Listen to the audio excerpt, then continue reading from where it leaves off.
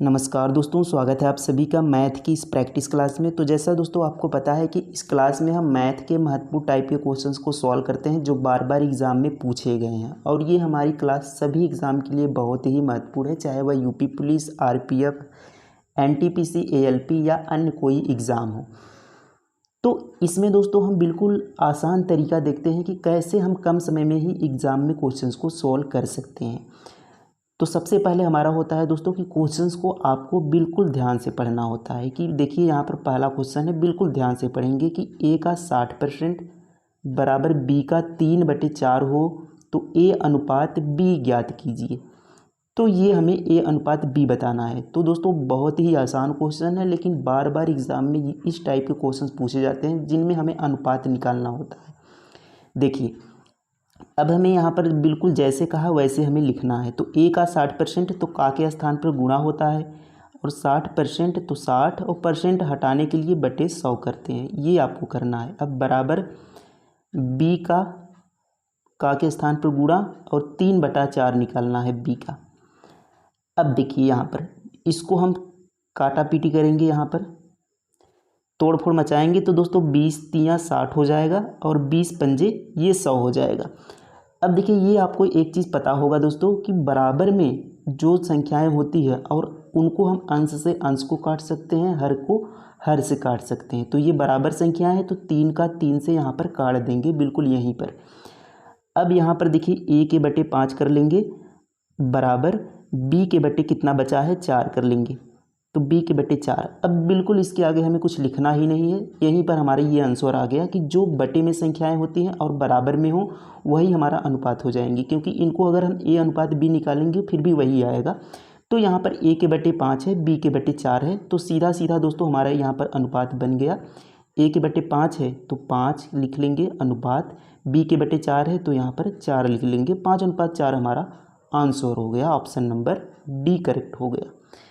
तो इस तरीके से आपको एग्ज़ाम में क्वेश्चंस को सॉल्व करना है। बिल्कुल यहाँ पर इतना सब लिखने की ज़रूरत ही नहीं दोस्तों। आपको यहाँ पर बिल्कुल जैसे हमने काटा कि यहाँ पर 20 तियाँ 60, 20 पंजे 100 और 3 से 3 कट गया, तो सीधा हमें पता हो गया कि a के बटे 5 आएगा, b के बटे 4, तो हम 5:4 सीधा यहाँ पर आंसर लगा देंगे। तो ये कैसे समझ में आएगा कि जब आप 1-2 बार क्वेश्चंस को सॉल्व करेंगे तो बिल्कुल अपने आप ही आप स्टेप को लिखना कम कर देंगे।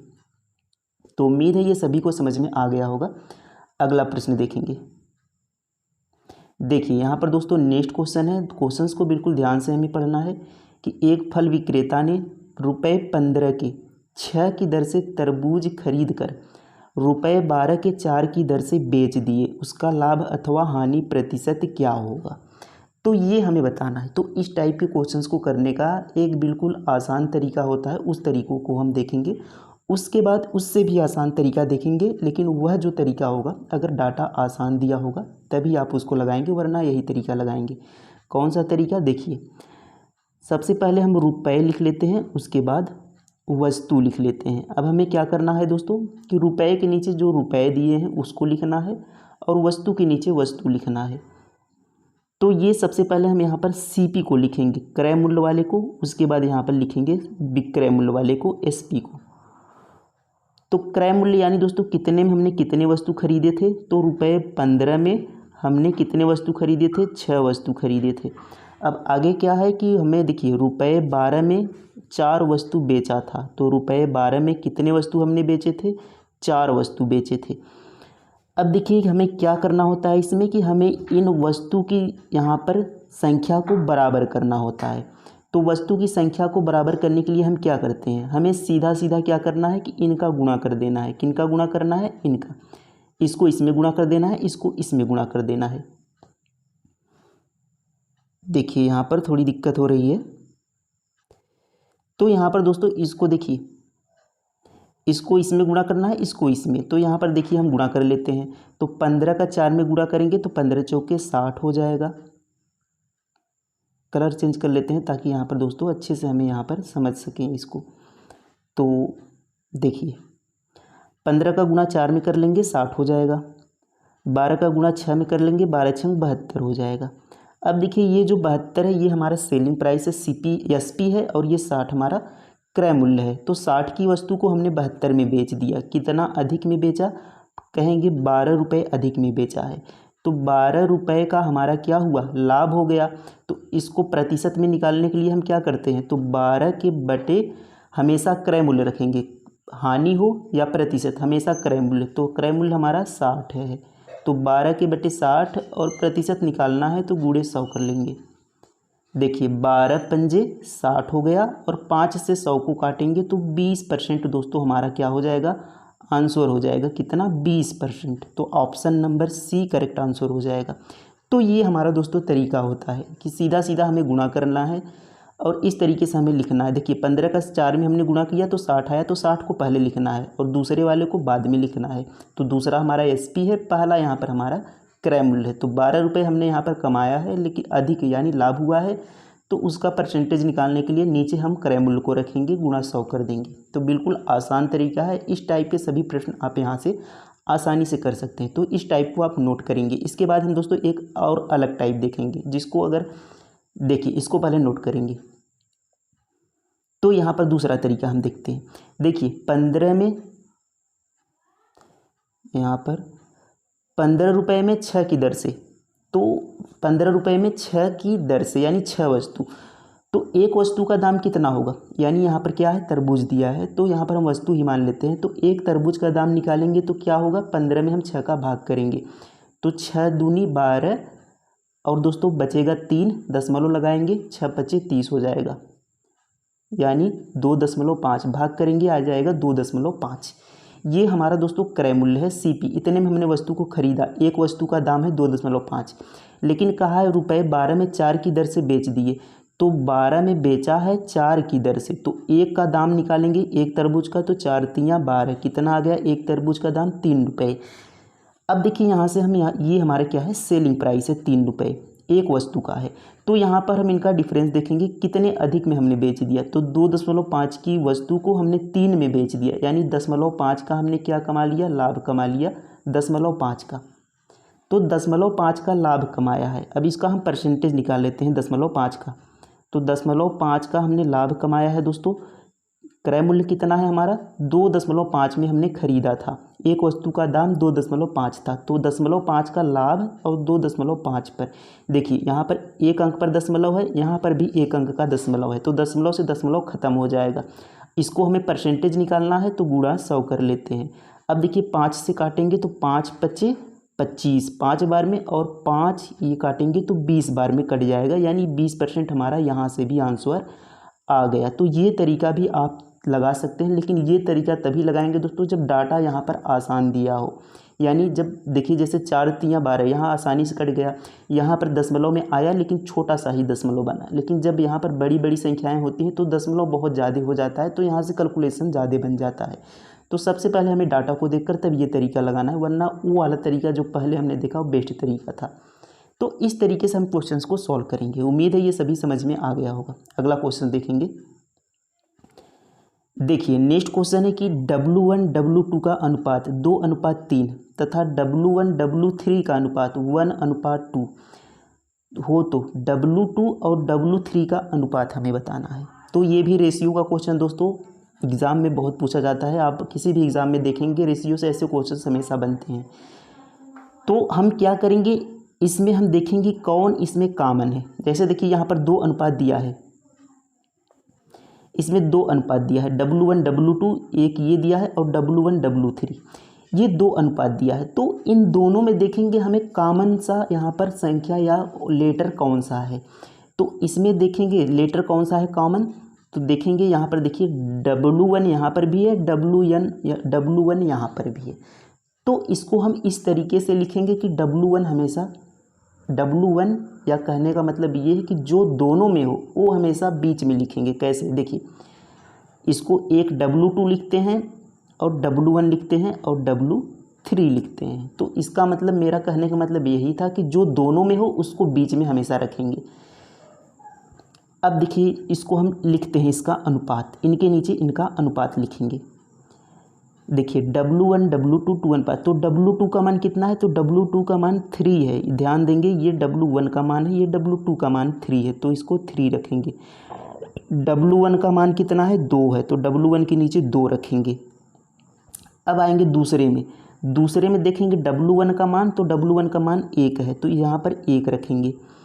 अब यहाँ पर देखें W3 का मान, W3 का मान 2 है, तो W3 के नीचे यहाँ पर 2 रखेंगे। देखिए इसके सामने ही रखेंगे, यहाँ पर ये खाली है, यहाँ पर हम दूसरी संख्या रखेंगे। अब देखिए हमें क्या करना है, जो खाली है उस संख्या को बढ़ा देना है। जैसे यहाँ पर देखिए खाली है, तो इस 2 को बढ़ाकर 1 यहाँ पर लिख देना है।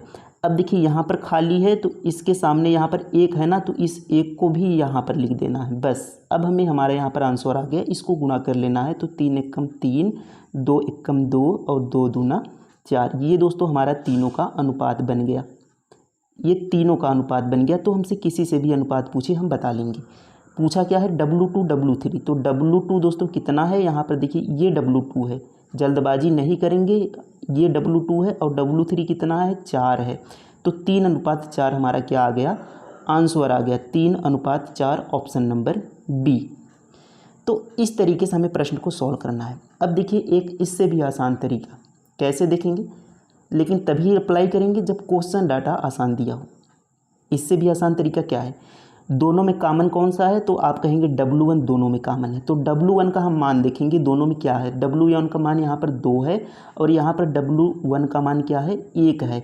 तो यहाँ पर 2 है, यहाँ पर 1 है, तो इस 1 वाले को भी हम 2 बना लेंगे, तो इसको हम 2 से गुणा कर लेंगे, क्योंकि W1 का मान दोनों में हम बराबर करेंगे। तो इसमें 2 है, इसमें भी हम 2 से गुणा करके 2 बना लेंगे। अब देखिए इसमें हमने यदि 2 का गुणा किया, तो यहाँ पे भी हमें 2 का गुणा करना होगा। तो इसको 2 गुणा 2, 2 पहले से ही 2 का गुणा कर लेंगे, तो ये 4 हो जाएगा, यहाँ पर 2 हो जाएगा। अब देखिए हमारा W1 का मान दोनों में बराबर हो गया, तो हम सीधा यहाँ पर अब लिख लेंगे, W2 का मान कितना दिया है, 3 दिया है, और W3 का मान कितना है, 4 है, जो कि हमने अभी यहाँ पर निकाला। तो बस ये हमारा आंसर आ गया, 3:4।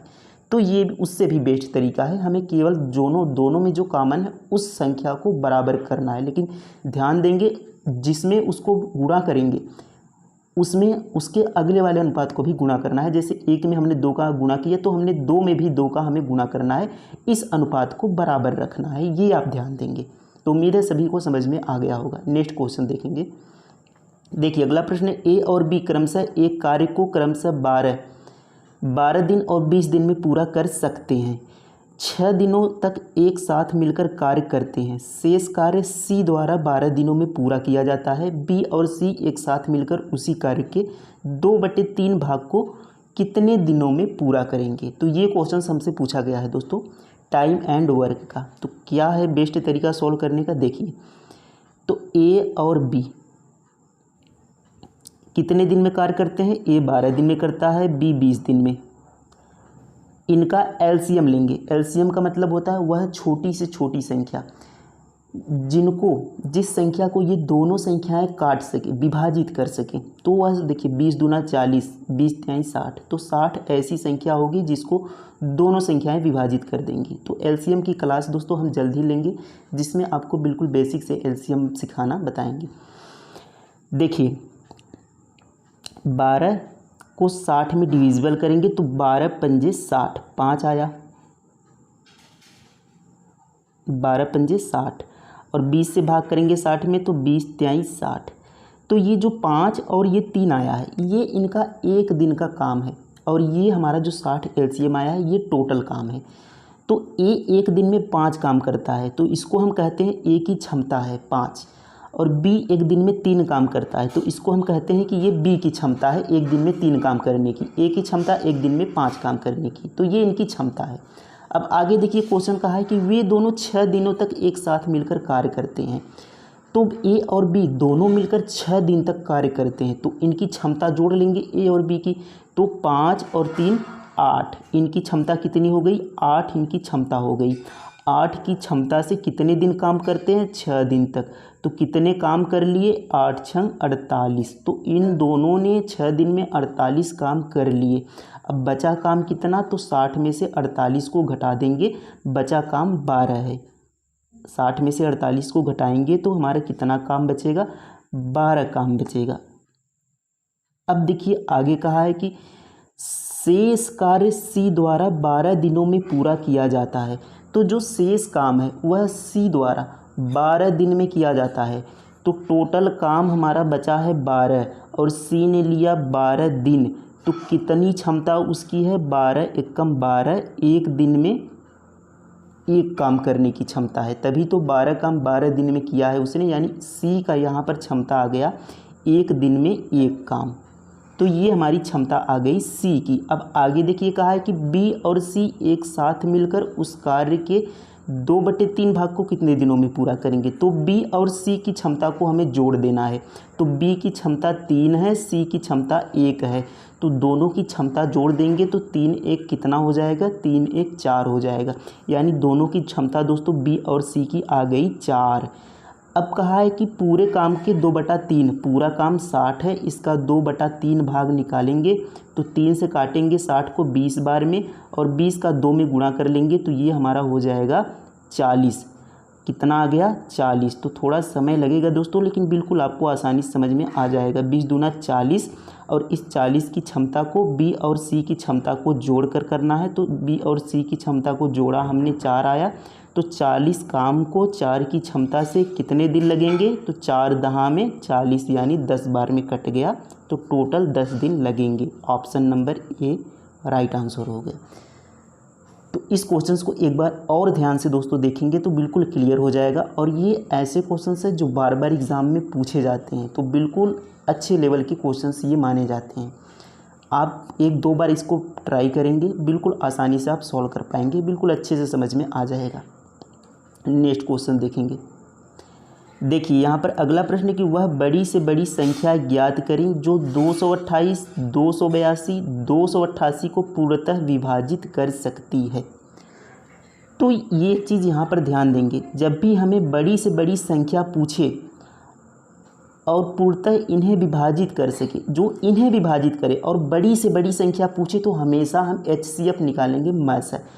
और छोटी से छोटी संख्या पूछे जिसे ये तीनों विभाजित कर सके तो उसका हम क्या निकालेंगे, LCM निकालेंगे। लेकिन यहाँ से बड़ी पूछा है तो हम इनका क्या करेंगे, मल से निकालेंगे। तो मल से निकालने का आसान तरीका क्या है, देखिए 228, 282 यहाँ पर लिखा है, हम नहीं लिखते इसको। हम देखिए मल से निकालने का आसान तरीका है कि हम इन तीनों का हम क्या करेंगे, डिफरेंस लेंगे, अंतर करेंगे, इसको घटाएंगे। तो 282 में से 228 को हम घटा लेते हैं, तो 282 228 घटा लेंगे, कितना आ जाएगा। तो ये दोस्तों 2 है, 2 ये 12 हो जाएगा, 12 में से 8 जाएगा, 4 जाएगा, 4 बच जाएगा, ये 7 हो गया, 7 में से 2 जाएगा 5, 2 में से 2 जाएगा 0, 1 54 आ गया। अब देखिए हम इसका 282 और 288, तो 288 और 282 को घटाएंगे तो ये आ जाएगा 6, कितना आ जाएगा, ये 6 आ गया। तो 54 है और 6 है।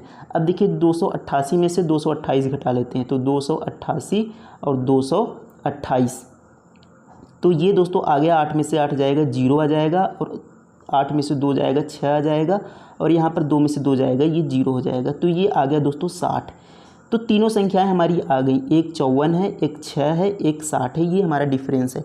अब इसमें देखेंगे कि सबसे छोटी संख्या कौन सी है और वो तीनों को विभाजित कर रही है कि नहीं। तो यहाँ पर देखेंगे दोस्तों सबसे छोटी संख्या हमारी 6 है, और 6 देखिए 6 9 54, 6 10 में 60, इन दोनों को भी विभाजित कर रही है। तो इसी तरीके से हम देखते हैं सबसे छोटी संख्या और इन दोनों को विभाजित कर सके तो वह संख्या 6 है, और वही हमारा क्या हो जाएगा, HCF हो जाएगा, ऑप्शन नंबर ए, ये हमारा राइट आंसर हो जाएगा। तो इस तरीके से हम डिफरेंस से HCF निकालते हैं। तो इसी तरीके से और भी क्वेश्चंस करेंगे HCF के, तो ये तरीका बिल्कुल क्लियर हो जाएगा आपको। तो उम्मीद है दोस्तों ये सारे प्रश्न आपको बिल्कुल अच्छे से समझ में आ जाए होंगे, और बेस्ट तरीका हमने देखा कि किस तरीके से हम कम समय में एग्जाम में क्वेश्चंस को सोल्व कर सकते हैं। तो 1-2 बार दोस्तों प्रैक्टिस करेंगे, क्वेश्चंस बिल्कुल आसानी से समझ में आ जाएगा। तो क्लास कैसी लगी कमेंट में ज़रूर लिखेंगे। थैंक यू, धन्यवाद, मिलते हैं नेक्स्ट टेस्ट में। Thank you.